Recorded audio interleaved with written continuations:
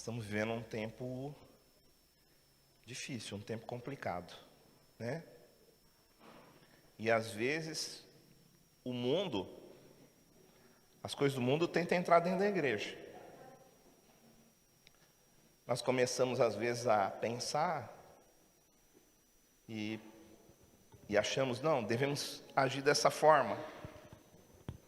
Não, devemos agir assim. Em tudo que a gente vai fazer, a gente pensa como que a gente deve agir. Mas será que o que a gente pensa, será que está de acordo com a palavra de Deus? Então, seja bem-vindo, né? Nós estamos felizes aí com a sua presença hoje aqui. E nós vamos, então, entrar na palavra do Senhor. No livro de Juízes, no capítulo 17, o versículo 6, a Bíblia diz isso aqui, olha. Naqueles dias, não havia rei em Israel. Cada qual fazia o que achava mais reto. Cada um fazia aquilo que achava que devia de fazer. Eu acho que Deus gosta disso aqui. Eu acho que Deus gosta daquilo ali, ó. Eu acho que Deus gosta que eu vivo desse jeito. Não, acho que Deus gosta que eu vivo de outro jeito. Cada um tinha um pensamento a respeito de Deus. Para a gente entender o que está acontecendo aqui, o livro de Juízes é um tempo onde Moisés já tinha libertado o povo de Israel. Eles vieram, Moisés partiu para o Senhor. Josué assumiu o controle, entrou na terra prometida. Eles estão na terra prometida aqui. Então eles entraram na terra prometida, só que o Josué, chegou um tempo que Josué morreu. Josué morreu e Josué era o líder. Josué não preparou nenhum outro líder para ficar no lugar dele. Talvez porque eles pensaram que só precisava de um líder, enquanto fosse chegar na terra prometida. Talvez Josué entendeu isso. Mas sempre nós precisamos de uma liderança, irmãos. É importante uma liderança. E uma liderança saudável, né? Precisamos estar atentos também, porque hoje tem muita liderança que não é saudável.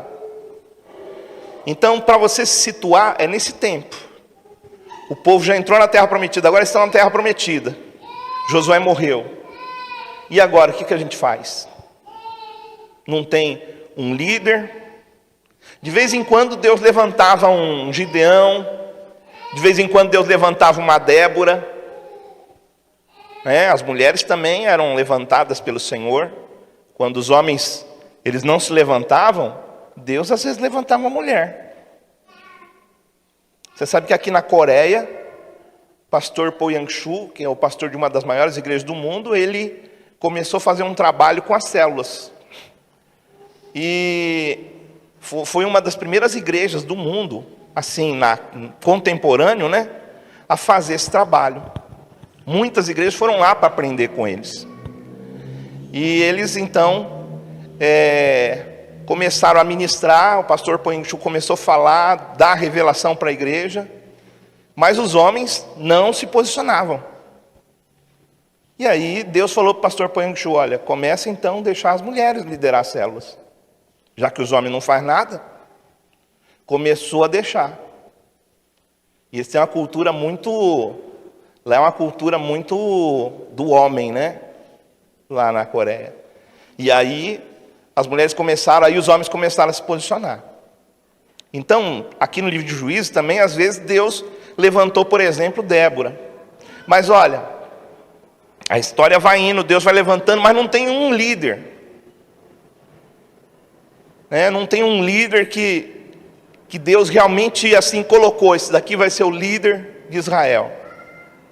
Como aconteceu com Moisés e como aconteceu com Josué. Então, naquele tempo, naqueles dias, não havia rei em Israel. Cada qual fazia o que achava mais reto. Cada qual fazia o que achava mais reto. Agora vamos lá em Juízes capítulo 19, versículo do 1 até o 30. Agora você tem que abrir a sua Bíblia, porque é muito texto, não deu para mim colocar no slide. Tá bom? Mas você pode abrir o seu celular em Juízes, capítulo 19. Vamos ler? Aleluia. Agora vai ser difícil as versões, né? Porque cada um tem uma versão aí. E a minha Bíblia, ela deu um probleminha. A minha Bíblia de iPad, ela deu um probleminha e aí agora não tô usando esses dias. Estou usando só no celular, mas no celular é uma linguagem diferente. Bom, nós vamos ler esse texto agora. Eu vou dar uma apresentada nele rapidinho, para você já entendeu onde que nós estamos, qual que é o contexto, qual que é a história. E aí a gente tem aqui esse capítulo, irmãos, capítulo 19 de Juízes. É um capítulo assim, bem perturbador. Cuidado para você não desconverter na hora que você lê ele. Tá bom? Essa passagem aqui, ela obriga a gente a encarar a brutalidade, a desumanização enfrentadas por uma mulher. Nesse texto nós vamos encontrar uma mulher passando por uma situação muito difícil. E desafia a gente a reexaminar o modo que a gente trata a mulher na sociedade. Como que os homens devem tratar a mulher na sociedade? Como que essa mulher foi tratada? O jeito que essa mulher foi tratada é um jeito desumano. Não é a forma que Deus... E isso que é interessante da Bíblia, porque a Bíblia não esconde nada. Ela mostra o que estava acontecendo naquele tempo. Mas qual que era o tempo? O tempo que não tinha direção. O tempo que não tinha uma liderança de Deus. O tempo que não tinha um Josué, o tempo que não tinha um Moisés. O que acontece com o povo? E aqui nesse contexto, então, nós vamos ver uma desordem moral. Cada um fazia o que parecia reto aos seus olhos. Vamos ler então o texto. Tem uma Bíblia aí para mim? Alguém tem uma Bíblia aí para me emprestar? Pode ser no celular. Vou pegar aqui. Ah, tem aqui? Ah, é porque eu pensei que ia dificultar. Tá bom. Então vamos lá. Naqueles dias em que não havia rei em Israel, houve um homem levita. Presta bem atenção. Um homem levita. Tá? Depois nós vamos falar quem que é o levita. Que peregrinando nos longes da região montanhosa de Efraim, tomou para si uma concubina de Belém de Judá. Então outra palavra aqui interessante é a concubina. Tá bom? Vamos analisar os personagens aqui da história. Tá? Porém ela, aborrecendo-se dele, o deixou. Ele levou ela, mas parece que ele não tratou bem ela. E ela não aguentou. Ela tornou para a casa de seu pai, em Belém de Judá. E lá esteve os dias de uns 4 meses. Seu marido, tendo consigo seu servo e 2 jumentos, é o levita, tá o marido aqui. Levantou-se e foi após ela para falar-lhe ao coração, a fim de tornar a trazê-la. Então ele foi lá para tentar enrolar ela. Né? Ele judiou dela, ela não ficou bem, voltou para a casa do pai. Aí ele falou, vou lá, né? Não conseguiu ficar sem ela, vou lá atrás dela. Ela o fez entrar na casa de seu pai, e este, quando o viu, o pai, quando viu, saiu alegre a recebê-lo. Seu sogro, o pai da moça, o deteve por 3 dias em sua companhia. Comeram, beberam, e o casal se alojou ali. Ao 4º dia, madrugaram e se levantaram para partir. Então o pai da moça disse ao seu genro, fortalece-te, com um bocado de pão, e depois partireis. Assentaram-se, pois, e comeram ambos juntos, e beberam. Então disse o pai, está vendo o pai, está aparecendo aqui, olha só, ele estava 3 dias lá, ficou 3 dias, está no 4º dia, o pai da moça disse ao homem, né, ao levita, peço-te que ainda esta noite queiras passá-la aqui, e se alegre o teu coração, fica mais um pouco. Parece que o pai está percebendo que vai acontecer alguma coisa.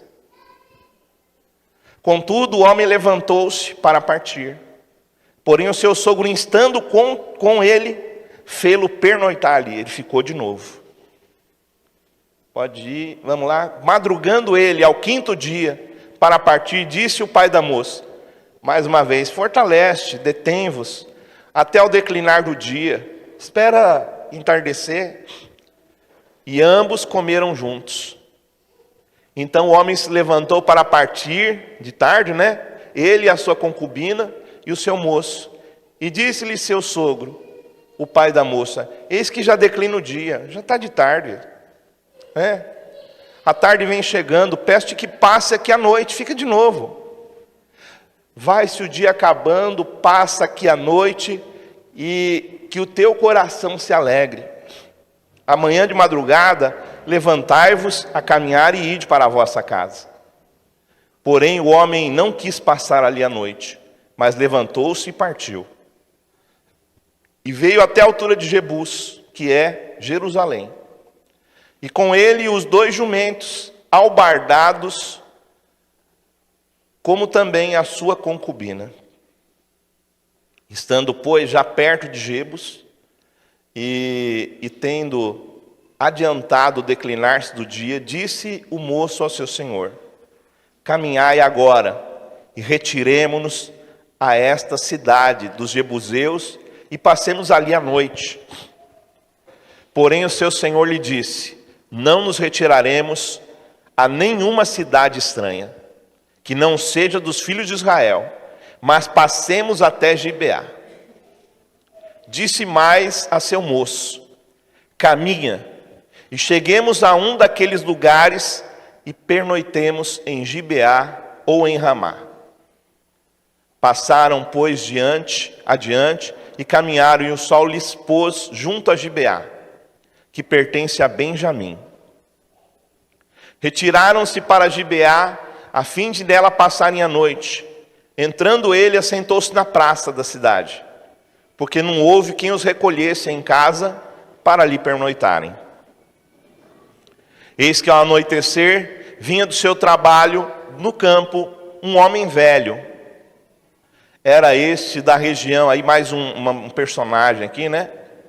Então nós já temos a concubina, nós temos o levita, nós temos o pai da moça, e nós temos agora esse homem já idoso aqui. Mas morava em Gibeá. Porém, os habitantes do lugar eram benjamitas. Então, eles eram benjamitas da tribo do Benjamim. Era povo de Israel, né? Erguendo o velho os olhos, viu na praça da cidade este viajante e lhe perguntou, para onde vais e de onde vens? Ele lhe respondeu, estamos viajando de Belém de Judá para os longes da região montanhosa de Efraim, de onde sou. Fui a Belém de Judá e agora estou de viagem para a casa do Senhor. Ele era levita e estava de viagem para a casa do Senhor, porque o levita servia com o pessoal do templo, né? Não tinha o templo, era o tabernáculo naquela época. E ninguém há que me recolha em casa, ainda que apalhe pasto para os nossos jumentos, e também pão e vinho para mim, e para a tua serva, e para o moço que vem com os teus servos, de coisa nenhuma há falta. O velho está falando, ó, tem lugar para você. Paz seja contigo. Tudo quanto te vier faltar, fique a meu cargo. Tão somente não passes a noite na praça. Levou-o para casa e deu pasto aos jumentos. uma coisa até um lado até religioso, cristão. Aqui ainda Cristo não estava, mas nossos dias hoje um cristão faria isso, né? Vendo a situação de uma pessoa, às vezes recolheria essa pessoa. Levou-o para casa e deu pasto aos jumentos. E tendo eles lavado os pés, comeram e beberam. E enquanto eles se alegravam, eis que os homens daquela cidade, filhos de Belial, cercaram a casa. Filhos de Belial é filhos do diabo, filhos do demônio. Batendo a porta, e falaram ao velho, senhor da casa, dizendo: traze para fora o homem que entrou em tua casa, para que abusemos dele. Vocês estão entendendo? O negócio começou a ficar feio aqui. Né? A coisa começa de um jeito, ela vai ficando ruim. O senhor da casa saiu a ter com eles e lhes disse: não, irmãos meus, não façais semelhante mal. Já que o homem está em minha casa, não façais tal loucura. Minha filha, olha só, minha filha virgem, e a concubina dele trarei para fora. Humilhai-as e fazei delas o que melhor vos agrade. Porém, pode deixar lá, né? Eu não acabei de ler. Porém, a este homem não façais semelhante loucura. Porém, aqueles homens não quiseram ouvir. Então ele pegou da concubina do levita e entregou a eles fora.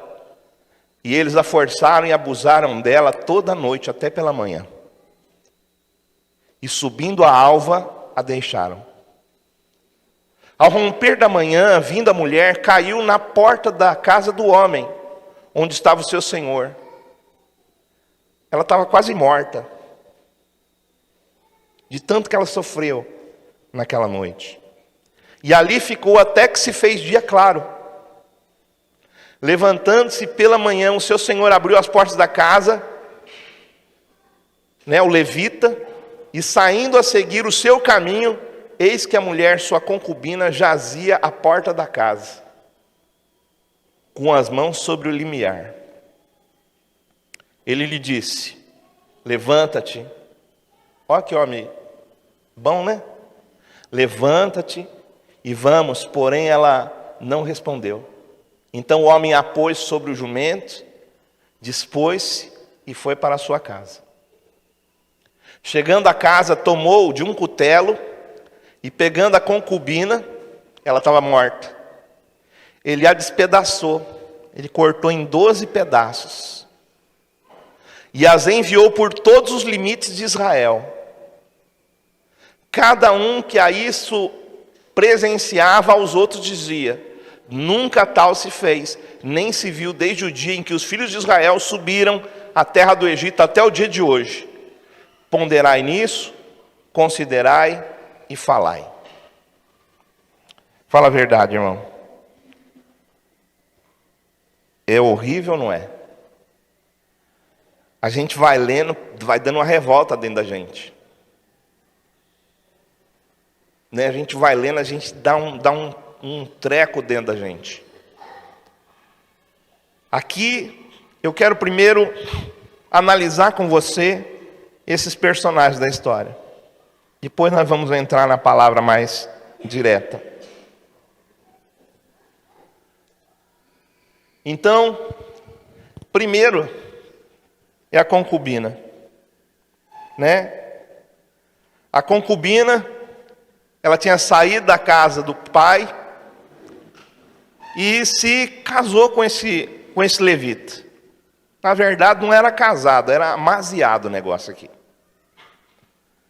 Era uma cultura da época. Hoje existe esse tipo de cultura no nosso meio.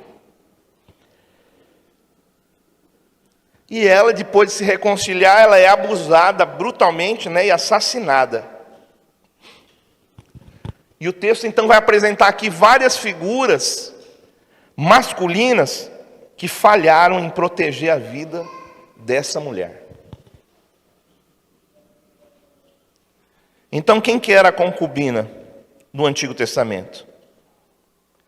Uma concubina era uma mulher que ela vivia com um homem numa relação semelhante ao casamento, só que com status social inferior. Ela não tinha os mesmos direitos que a esposa. Então, se ele tem aqui uma concubina, quer dizer então que ele tinha uma esposa. Ele tinha uma esposa e agora ele tem uma concubina. E o cara é levita. Porque ele achou que não tinha problema. Porque as pessoas faziam de acordo com o que eles achavam que era reto. Até o povo que fazia parte do templo. Ou melhor, do templo não, do tabernáculo.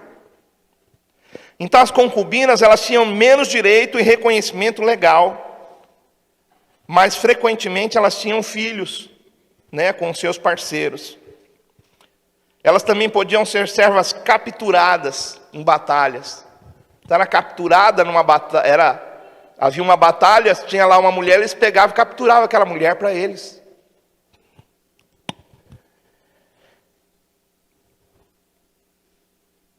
O outro camarada aqui é o levita. Então o levita, em vez de demonstrar cuidado com a mulher dele, ele foi lá e tirou ela da casa do pai. Ele entrega a concubina aos agressores para proteger a si mesmo. Ele ama mais ele do que a própria mulher. Então ele revela aqui uma falha grave. Ele não tem compaixão, irmãos. Ele é um crente.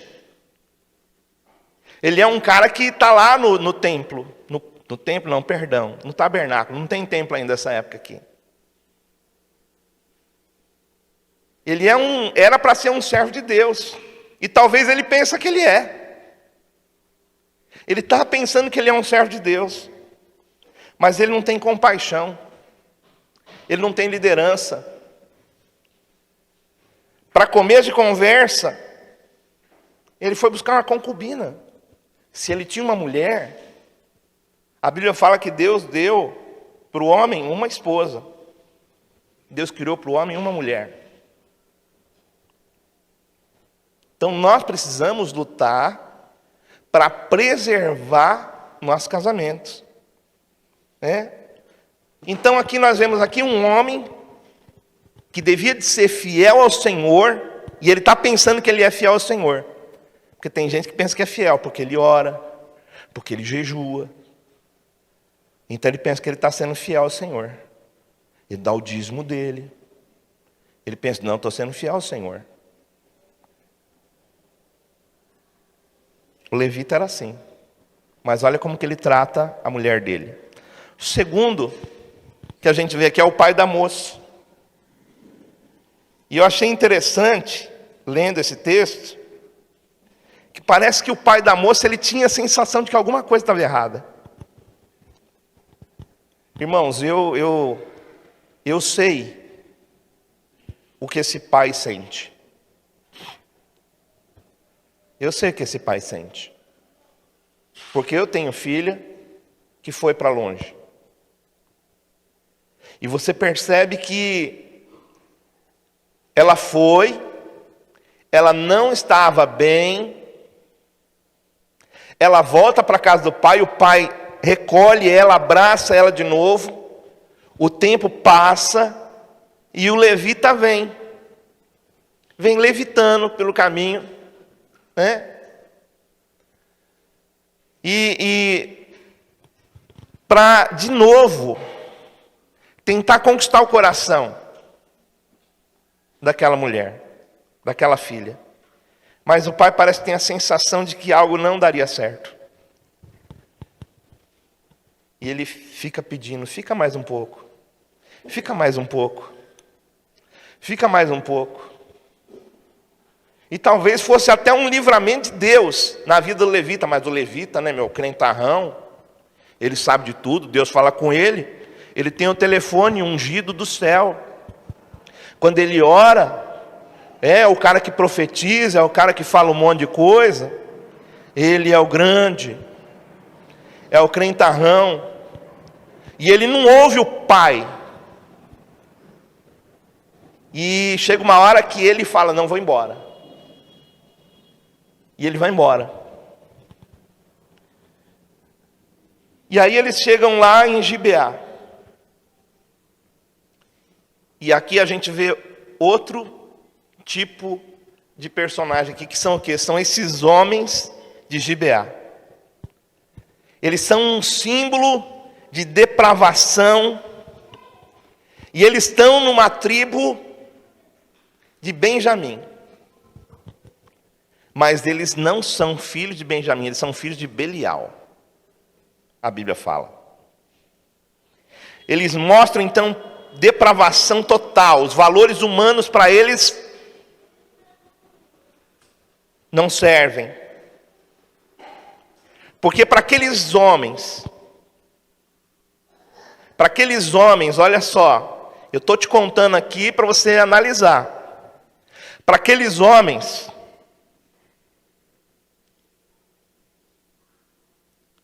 esqueci de dar o conselho para solteiras.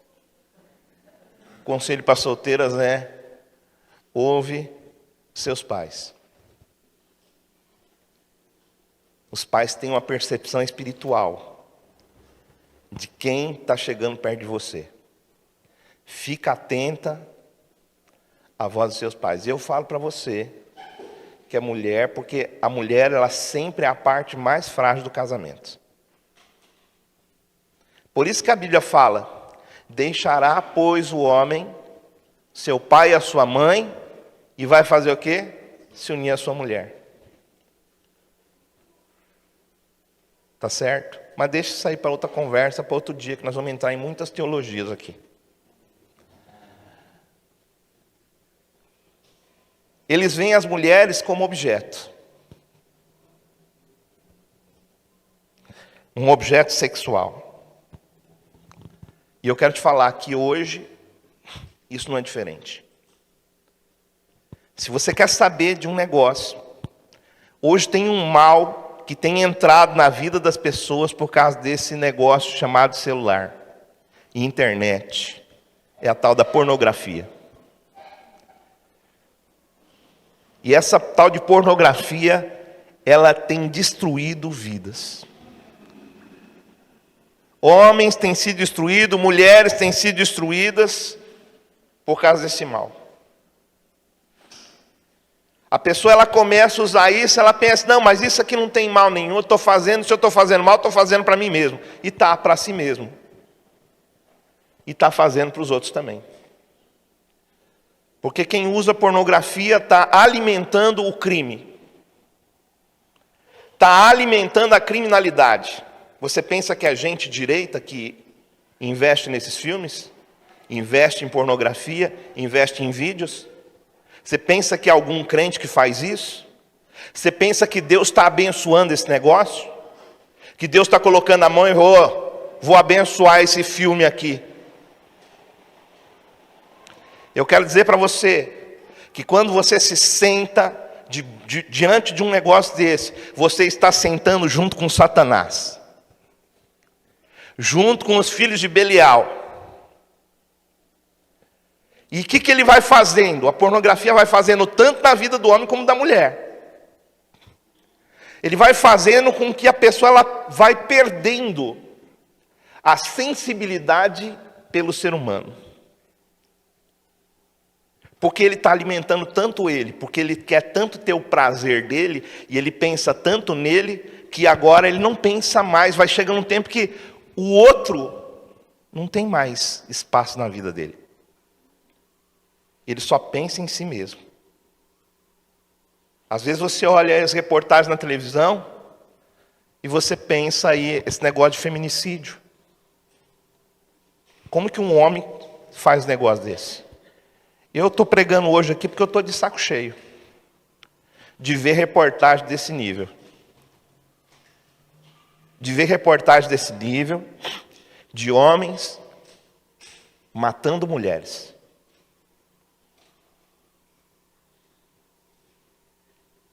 Fazendo as mulheres como escravas.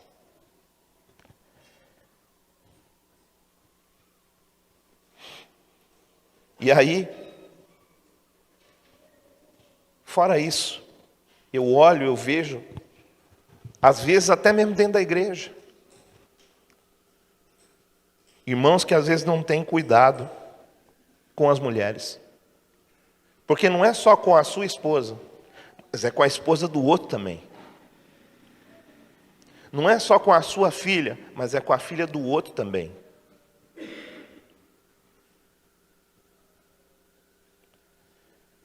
E aqui esses homens, então, eles estão tomados por esse mal.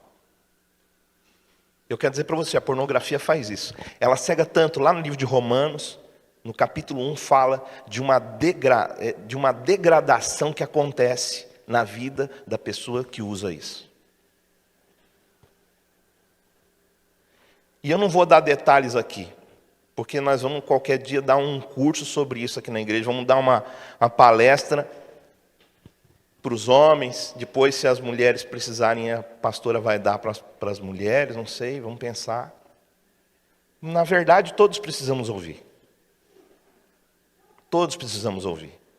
Porque se você não tem envolvimento com isso, pode ser que você venha a ser atacado. Mas se você tiver envolvimento com isso, há tempo de você sair dessa. Os homens de Gibeá, eles não precisavam de ajuda. Era assim que eles pensavam. Eles achavam que isso era normal. No livro, No Altar da Idolatria Sexual, o autor do livro, ele fala que a pornografia já existia no Antigo Testamento. E ele mostra textos da Bíblia. Se você quiser estudar, um livro bom para você estudar sobre isso. Bom, os homens de Gibeá, então, são esse tipo de gente. Eles são o cara do PCC, o cara do Comando Vermelho. E eles não estão nem aí para as mulheres. E quem usa esse tipo de coisa está alimentando o crime e está sentando com o diabo. E é por isso que às vezes as pessoas elas não recebem libertação completa na vida delas. Porque elas acham que isso não tem problema. Mas tem problema. O outro caso de um homem que falhou aqui foi o anfitrião idoso. Porque apesar do momento, ele achar que ele está fazendo uma boa coisa, ele pega atrás, ele tem aquele sentimento espiritual de querer ajudar alguém que está precisando, uma hospitalidade, mas ele falha em proteger até a filha dele. A filha dele não caiu na mão desses caras. Mas ele ofereceu até a filha dele. Um dia eu falei para minha filha, para a Rebeca. Ela estava correndo uma chance de ir para o exterior. E a gente não estava de acordo com aquilo. Havia um moço querendo fazer isso, tentando ludibriá-la. Depois a gente viu quem era realmente esse moço, e ele parecia ser crente no começo, depois não era mais nada. Tanto que hoje ele faz parte de uma seita, junto com o pai dele, que era pastor. Então, irmão, não é porque é pastor, não é porque é apóstolo, que... Cuidado. Entendeu? Título não quer dizer que alguém é santo. Você tem que ver a vida da pessoa. Você tem que conhecer a pessoa. Hoje as pessoas escolhem igreja assim. Eles escolhem assim, ali ó, uma igrejona bonitona, grandona, tem um monte de coisa, então vamos lá. Mas nem sabe quem que é o pastor, qual que é a vida dele. Eu desafio você, meu irmão, se você quiser vir andar um pouco comigo, conhecer, você vai conhecer as minhas falhas, vai conhecer os meus defeitos, mas também vai conhecer e você vai julgar, falar, pô, aqui dá para ir, ou não, aqui não dá para ir.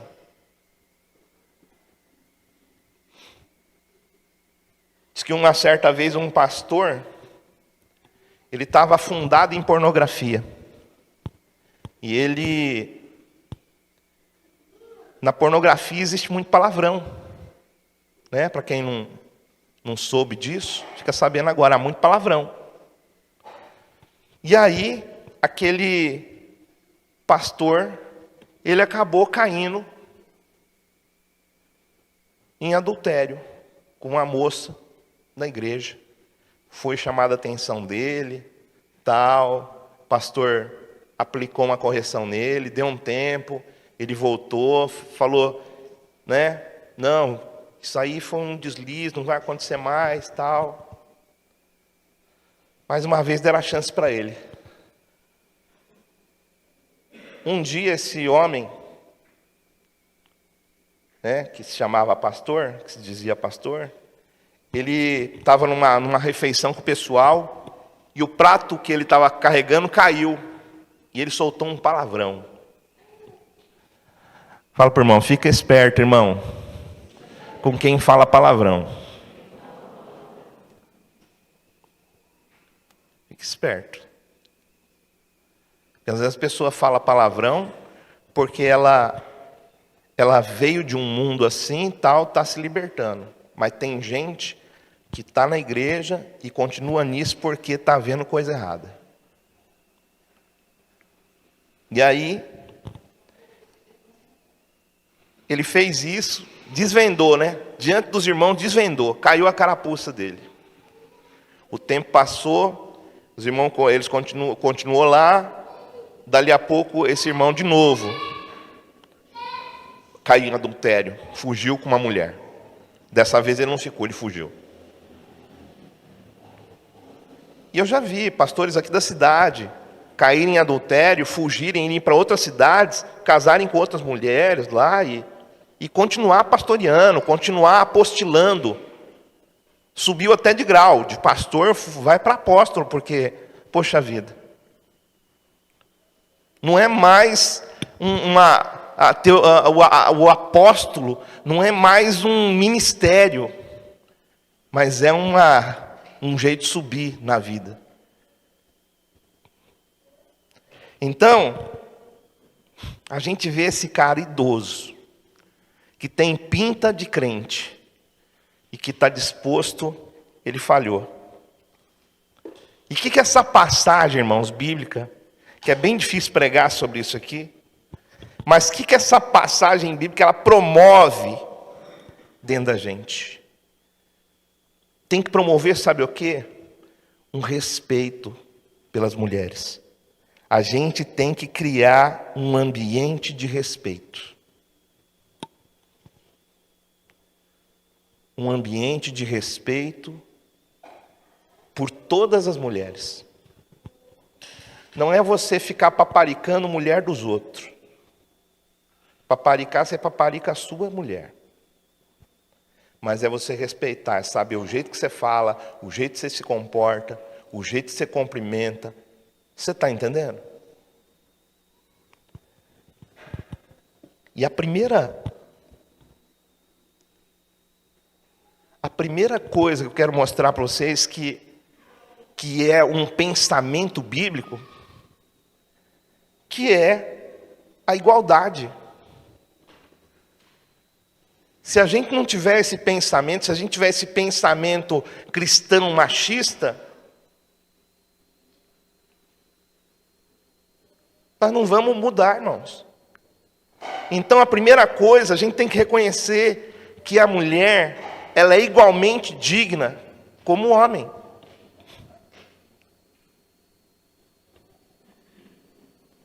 Independente do gênero, ela possui um valor que Deus deu para ela. Gênesis capítulo 1, versículo 27, diz ali, ó. Criou Deus o homem à sua imagem, imagem de Deus o criou. Homem e mulher os criou. Ele fez o homem e a mulher de gêneros diferentes, mas igual em amor, em afeição. Então aqui, esse texto, Gênesis 1, 27, estabelece para a gente que todos os seres humanos foram criados o quê? A imagem de quem, irmãos? De Deus. Sabe essa pessoa que está aí do seu lado aí? Foi criada à imagem de Deus. Se você não trata ela com respeito, seja homem ou seja mulher, você está indo contra Deus. Gálatas capítulo 3, verso 28, o apóstolo Paulo fala aqui para a gente, ó, não há judeu, nem grego, nem escravo, nem livre, homem, nem mulher, pois todos são um em Cristo Jesus. Todos são um em Cristo Jesus. Paulo aqui mais uma vez, ele está destacando a igualdade espiritual do homem e da mulher, e de todos os crentes, da criança, né? Isso aqui é para quebrar toda a barreira social. Então, primeiro, nós temos que ter essa mentalidade. Nós somos iguais. Deus nos criou à sua imagem e semelhança. Deus não criou o homem em imagem e semelhança dele e a mulher em imagem e semelhança de outra coisa. Ele criou os dois à imagem e semelhança. E o Paulo fala que não tem grego, não tem nada que possa, um grau social, ou etnia, ou qualquer coisa, que possa diferenciar as pessoas, porque todos são um em Cristo.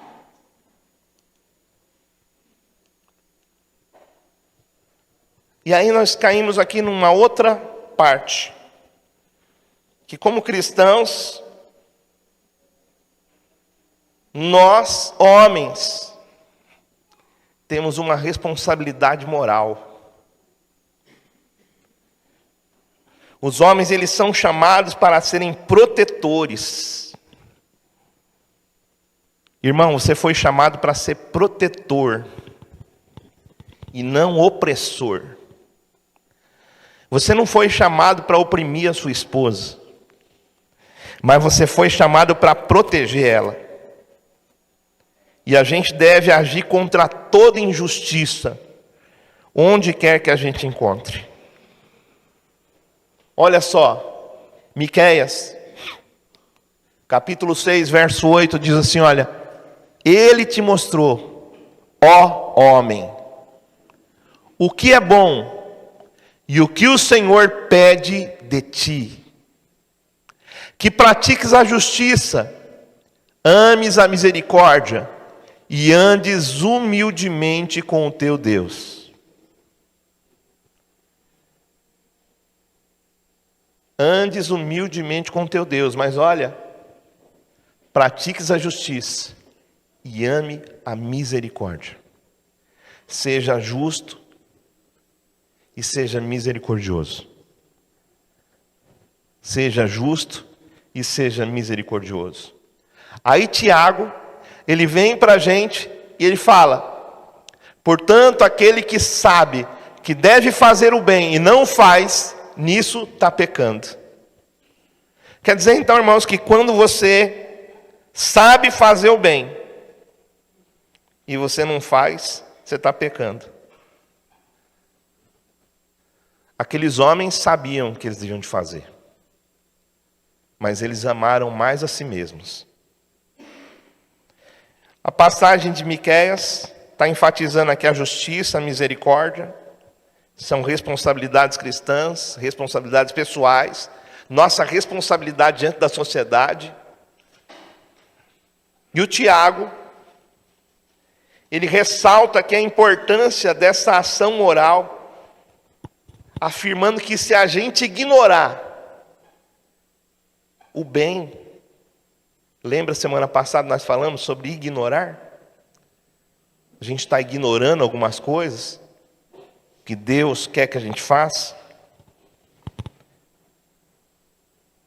Às vezes a gente coloca a responsabilidade em cima dos outros, mas nós precisamos puxar a responsabilidade para nós. E aí,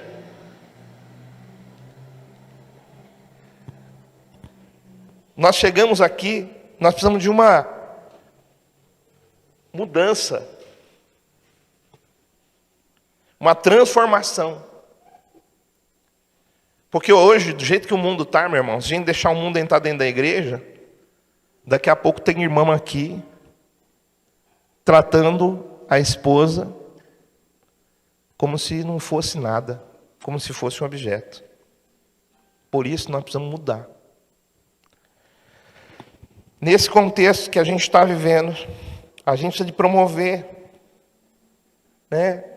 Pegar no pé das autoridades, promover legislações que vão causar transformação, que vão causar segurança, que vão causar respeito às mulheres. Mas essa mudança não adianta se a gente querer que eles mudem a lei, mas nós não mudarmos a mentalidade. E a mentalidade, ela vai sendo mudada conforme também a gente vai praticando. Um exemplo de mudança aqui, ó, é a igreja de Atos. Atos capítulo 2, versos 44 e 45, olha, todos os que criam estavam juntos e tinham tudo em comum, vendiam suas propriedades e bens, distribuíam por todos, conforme a necessidade de cada um. Esses irmãos aqui estavam totalmente unidos. Eles guardavam, eles cuidavam uns dos outros. A igreja primitiva, então, ela serve como exemplo de transformação social, onde os valores da comunhão, eles tomaram uma proporção tão grande que mudou a vida das pessoas. Começou a mudar a estrutura delas. O livro de Isaías, no capítulo 58, versos 6 e 7 diz: o jejum que escolhi não é este, que soltes as correntes da injustiça, desfaça as cordas do jugo, deixes livre os oprimidos e rompam todo jugo.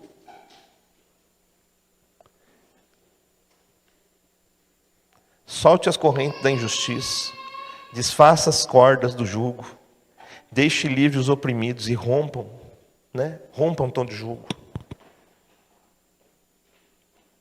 Isaías aqui, ele critica as práticas religiosas vazias. Jejuam, mas não é esse o jejum que Deus quer. Não adianta nada a gente jejuar e continuar maltratando.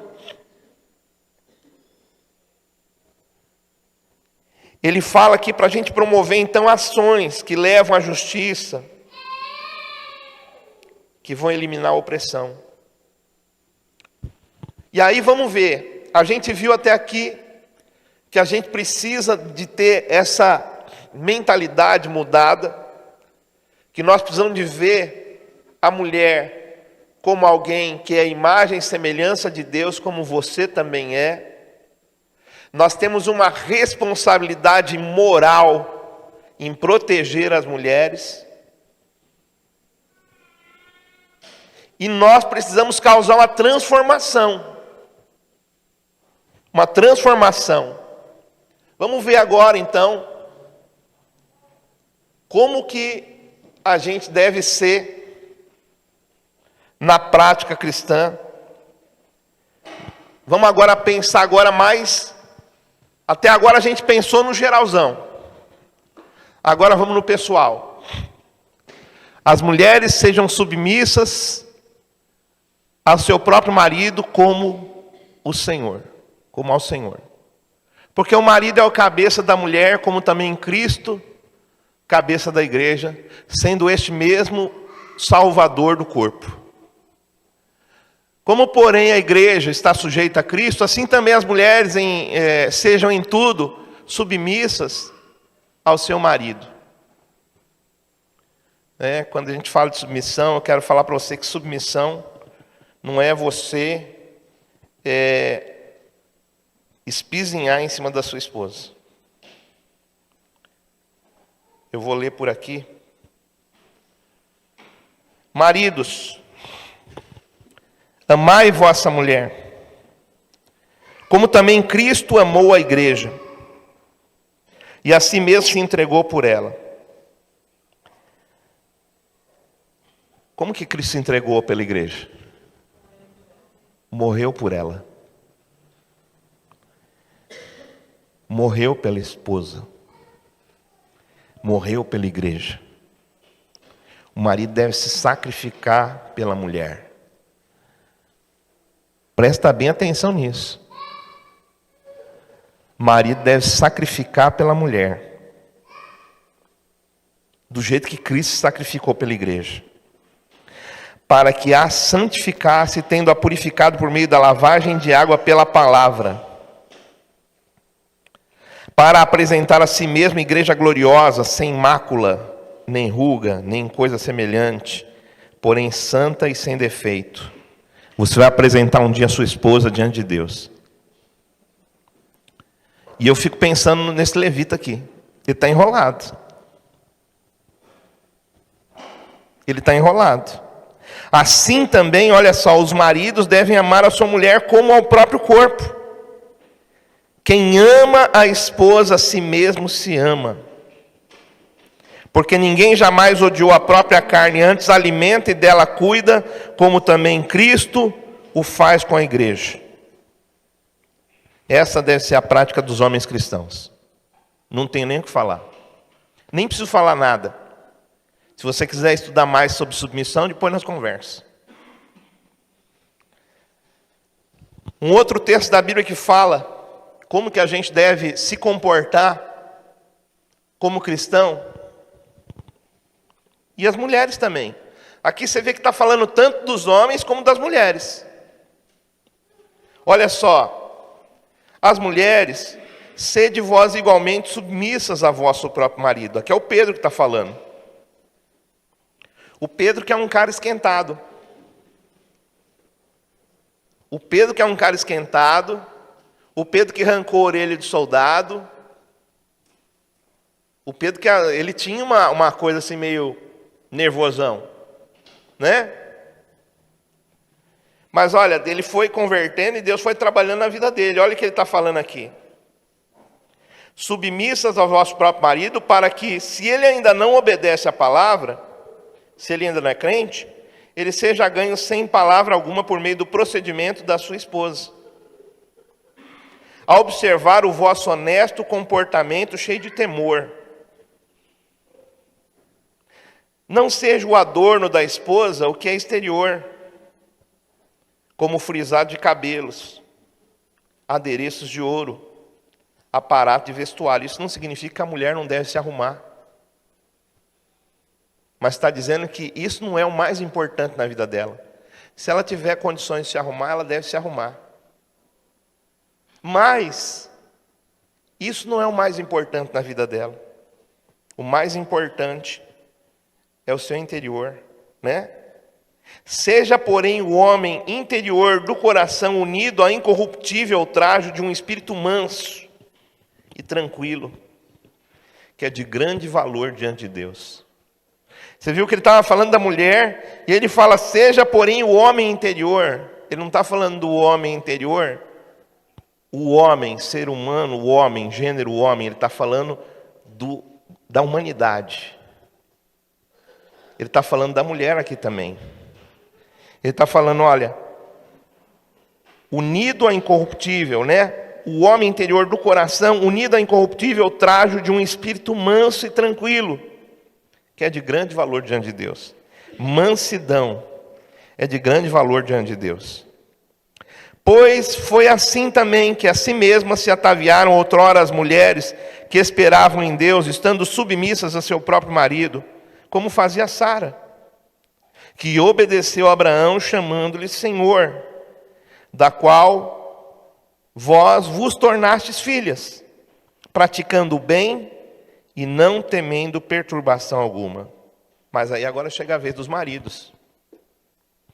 Maridos, vós igualmente vivei a vida comum do lar, com discernimento. A palavra discernimento significa você conhecer a sua esposa. Significa que você vai conhecendo, você vai sabendo o que é bom para ela, o que não é bom para ela. E você precisa de conhecer ela, saber o que ela está passando, para você poder se sacrificar por ela. Como diz Efésios. E considerando, olha, tendo consideração para com a vossa mulher como parte mais frágil.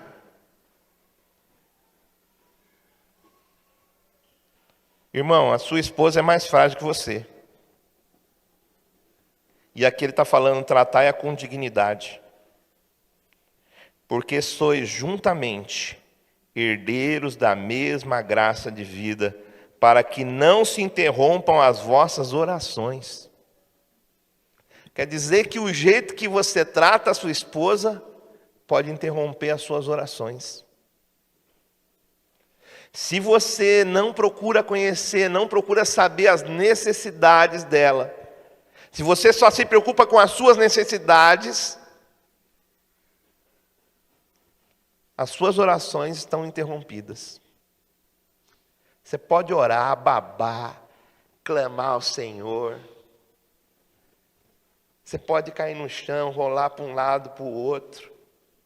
Esses dias eu fiquei assim, chocado também.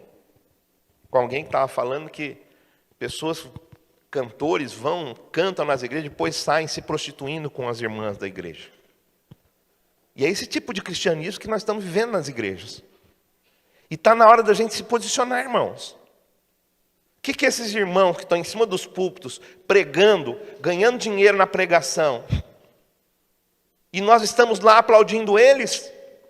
Nós ficamos lá no YouTube vendo seus vídeos? Vamos ficar esperto. Vamos ficar atento. Nós precisamos proteger as mulheres. O homem tem que conhecer a sua esposa. E eu quero aqui destacar que existem várias passagens, e essa daqui está no Antigo Testamento, falando da proteção das mulheres. E aqui diz, aqui tem um mandamento claro, né, Êxodo 22 ao 24, um mandamento claro contra maltratar os viúvos. É isso que está escrito? Não pode maltratar os viúvos? É isso, irmãos? Não, não é. Não é, meu. Não, não é. Dessa vez você quebrou a cara. Estou brincando. Olha só. Se de algum modo vos afligirdes, eles clamarem a mim. Ó, se vocês afligir, e eles clamarem a mim, eu lhes ouvirei o clamor. Deus está falando aqui. Eita, nós, hein? Não é só oração interrompida pelo jeito, não. Tem mais coisa. A minha ira se acenderá e vos matarei a espada. Vossas mulheres ficarão viúvas e os vossos filhos órfãos. Se você afligir as viúvas, aqui está o versículo 23, 22 ao 24, não está o 22 aí, né? Vê aí, coloca aí para mim.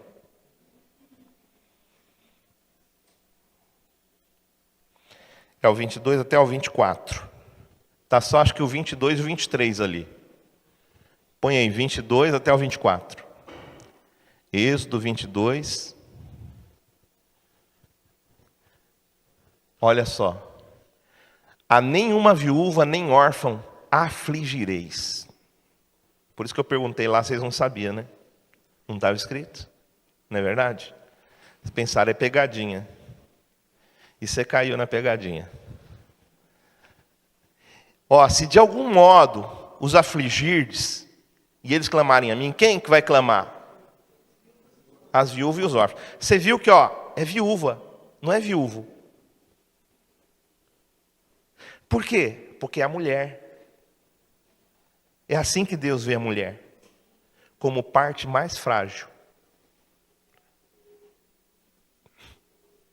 Os homens têm que aguentar. Nós, homens, nós precisamos suportar mais. Às vezes a gente suporta pouco, a gente não tem que ser como Jesus. Mas às vezes estão sendo pregados para as mulheres suportarem. Se de algum modo os afligidos, eles clamarem a mim, eu lhes ouvirei o clamor. E aí pode pôr lá para a minha ira se acenderá e vos matarei a espada. Vossas mulheres ficarão viúvas e os vossos filhos órfãos. Quem fizer isso com essas mulheres? Isso é Antigo Testamento. Talvez você pense, não, tudo bem. No Antigo Testamento. Mas você viu lá no Novo também. As orações interrompem. Agora, o Antigo Testamento ainda é válido.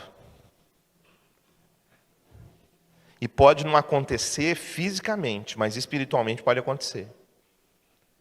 De você perder sua família, deles te abandonarem. Cuidado, então. Eu quero terminar contando para vocês um testemunho de um irmão da nossa igreja. Não vou falar o nome dele, mas ele contou pessoalmente para mim e para minha filha. Ele disse que certa vez a esposa dele ficou muito doente. Ficou muito doente. E as pessoas disseram para ele, doente no sentido, irmãos, não só afetando o corpo, mas a mente dela. Ela ficou numa depressão profunda. Ela não tinha mais, ela não levantava da cama. Ele tinha que cuidar dela. Às vezes você vê a sua esposa passando por alguma coisa, você pensa que ela está fazendo o corpo mole. Mas esse irmão, ele olhou para a esposa dele e ele viu a situação dela, viu que ela estava muito ruim, levou ela aos médicos. E as pessoas começaram a aconselhar esse irmão. Disseram para ele, por que você não manda ela para a casa dos pais? Manda ela para a casa dos pais. Porque na condição que ela está, você tem que trabalhar, você tem que cuidar dos seus filhos. Você tem que trazer alimento para sua casa. Como que você vai fazer isso? E sabe o que esse irmão disse? Ele falou, eu respondi para eles o seguinte, pastor. Ele falou, eu não tirei a minha esposa doente da casa dos pais dela. Eu não vou devolver ela doente de jeito nenhum. Eu nunca vou devolver ela. Porque eu busquei ela. É um homem de verdade isso aí. E sabe o que ele fazia? Ele cuidava dela. Ele disse que ele acordava bem cedo, cuidava da esposa, dava café para ela, tentava conversar um pouco com ela, pegava suas filhas, porque ele tem filhas, não tem filho, me parece. Pegava suas filhas e arrumava, mandava para a escola. Deixava almoço pronto para quando elas voltassem, ia trabalhar. Voltava do serviço. Quando chegava em casa, sabe o que ele fazia? Ele ia lá lavar a louça, lavar roupa. Ele ia cuidar da esposa dele. Se precisasse, aquele dia ele dava banho nela. E olha que ele não é um cara grandão. E ele ia lá, pegava, dava banho, cuidava dela.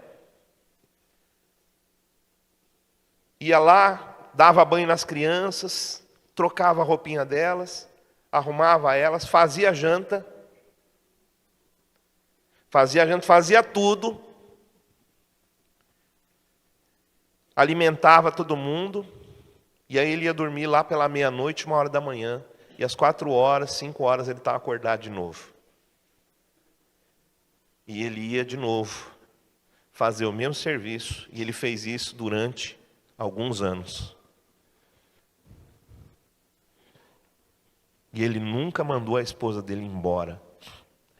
Ele nunca jogou na cara dela alguma coisa, mas ele a serviu.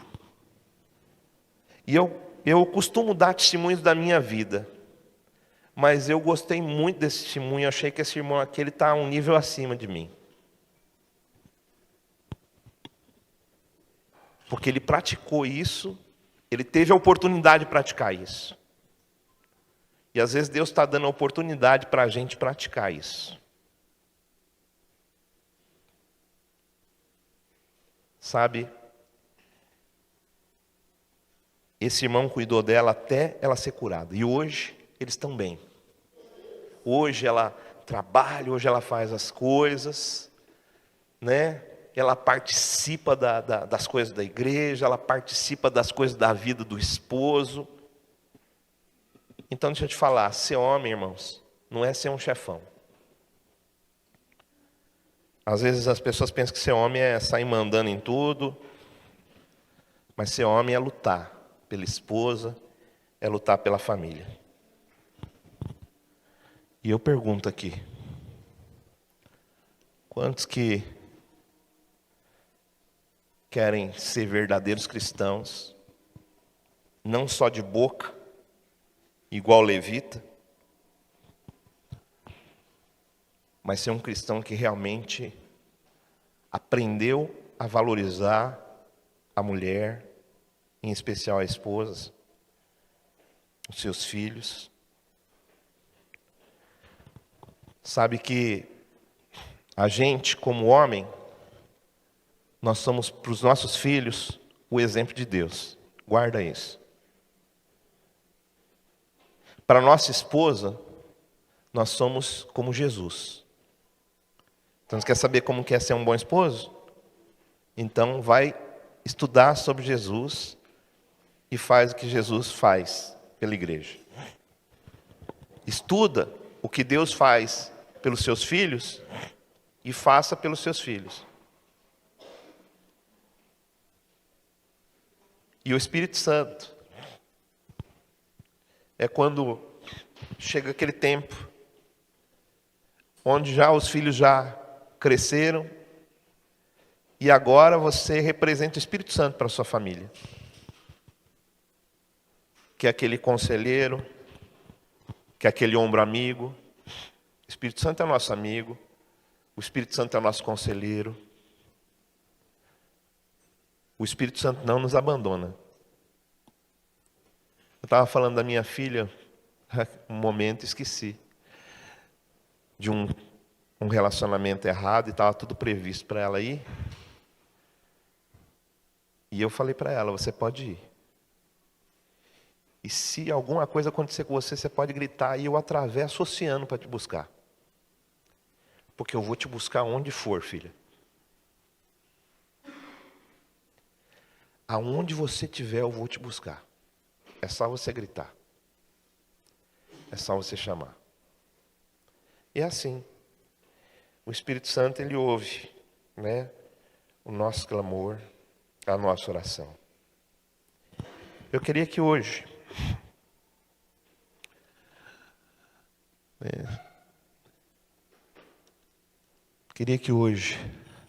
a gente orasse a Deus e a gente clamasse por uma transformação na nossa sociedade.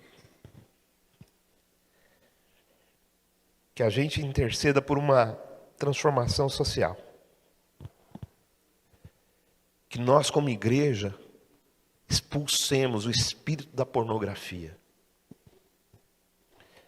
o feminicídio, o abuso de crianças. É isso que leva, irmãos. A pornografia leva para abusar de crianças também. Se você sabe, a internet, os jornais estão falando direto. Gente envolvida com isso pratica abuso infantil.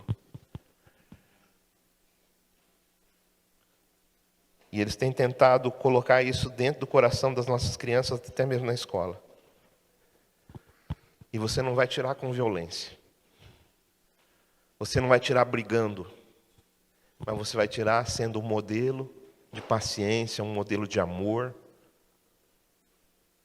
clamando, orando. E eu queria te chamar isso hoje, para a gente orar por isso. Amém? Para a gente expulsar todo esse mal, para que isso não venha a ter relação com a igreja, e de preferência com a nossa cidade, e com o Brasil, e se possível com o mundo. Vamos orar, irmãos? Queria que você curvasse sua cabeça, você começasse a orar a Deus. Se você precisa de uma transformação, você tem tido um olhar que não é o olhar bíblico para sua esposa, para a mulher, eu queria que você falasse com Deus agora e falasse: Senhor, muda, Senhor Deus, a minha mentalidade. Eu quero mudar a minha mentalidade. Eu quero, Senhor Deus amado, assumir a minha responsabilidade moral. Minha responsabilidade moral diante da sociedade.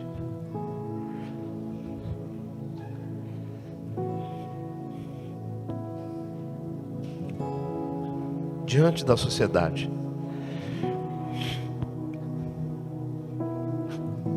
Oh Espírito,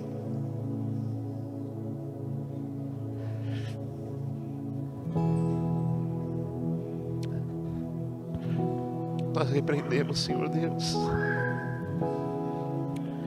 todo espírito de pornografia que tem assolado, que tem atacado.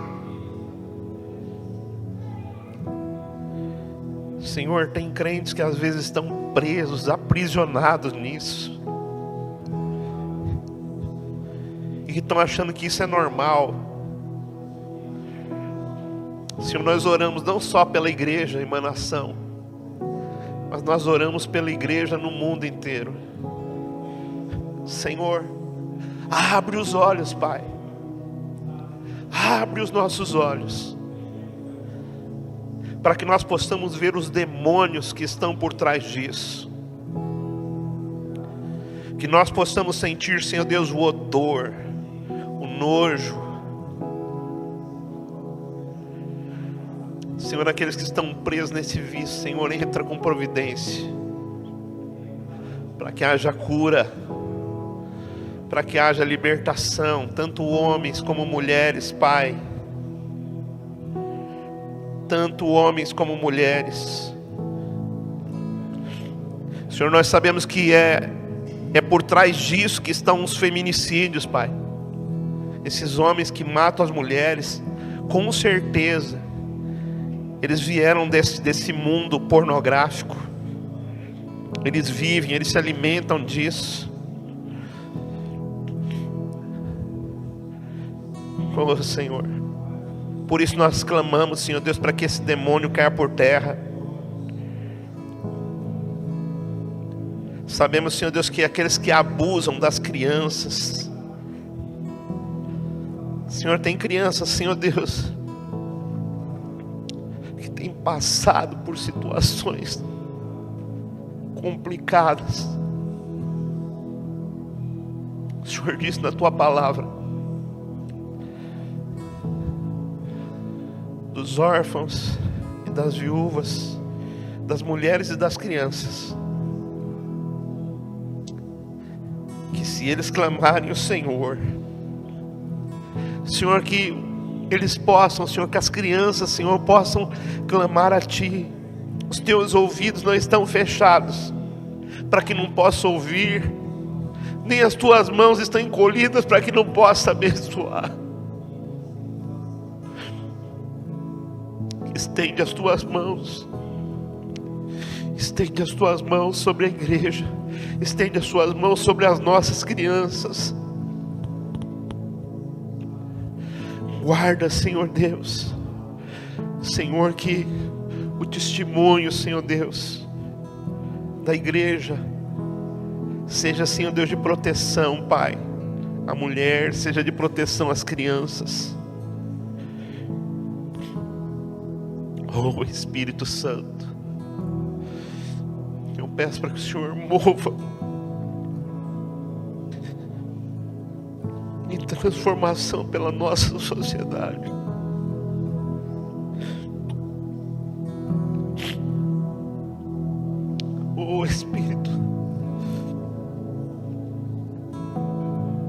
Oh Espírito Santo.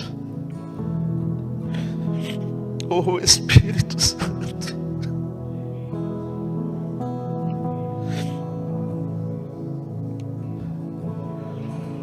Senhor, abre os olhos, Senhor Deus, dos pais, para que fiquem atentos aos celulares que às vezes estão nas mãos, Senhor Deus, das crianças. O que eles estão vendo, o que eles estão assistindo, às vezes até mesmo desenhos, Pai, estão passando, Senhor, esse espírito maligno. E nós simplesmente deixamos, Senhor Deus, celulares nas mãos deles para que eles possam nos deixar sossegados. Mas nós não nascemos para ser sossegados, Pai. Nós nascemos para sermos pais. Nós não nascemos para ter vida boa. Nós nascemos, Senhor Deus, para conquistarmos os céus. Nós nascemos, Senhor Deus, para encontrarmos o Senhor. Limpa-nos, Senhor Deus, purifica-nos. Dá-nos, Senhor Deus amado, novas oportunidades. Dá, Senhor Deus, hoje aqui, Senhor Deus, novas oportunidades. Novas oportunidades. Oh Espírito Santo, novas oportunidades, Senhor. Aleluia. Glória a Deus. Glória a Deus.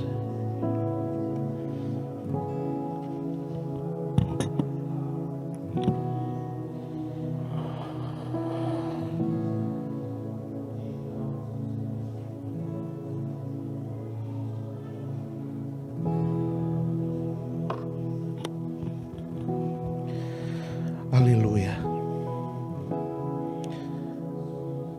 Amém, irmãos? Vamos recordar aqui alguns princípios que a gente aprendeu hoje. Então nós falamos aqui da dignidade humana. A gente precisa de preservar essa dignidade humana, né? Tanto o homem tratar a mulher dignamente, como a mulher também tratar o homem dignamente. Quando um trata o outro de forma digna, nós estamos cumprindo a submissão. E quando a palavra falou sobre submissão da mulher, ela também fala da submissão do homem. Então, se a mulher ela é submissa ao homem como a Deus, o homem é submisso a Jesus. Pensa como Jesus e age como Jesus. Então, isso você pode trazer submissão para dentro do seu lar, se você for como Jesus. Aleluia. A proteção das mulheres, então, é um mandamento divino, né? E toda a nossa ação, então, ela tem que refletir isso. O amor e a justiça de Deus. Que nós aqui possamos, a partir de sempre, sermos um instrumento de transformação e promover essa cultura na nossa igreja. Amém? Uma cultura de respeito, uma cultura de consideração, né? Procurando sempre servir um ao outro e valorizar a vida humana.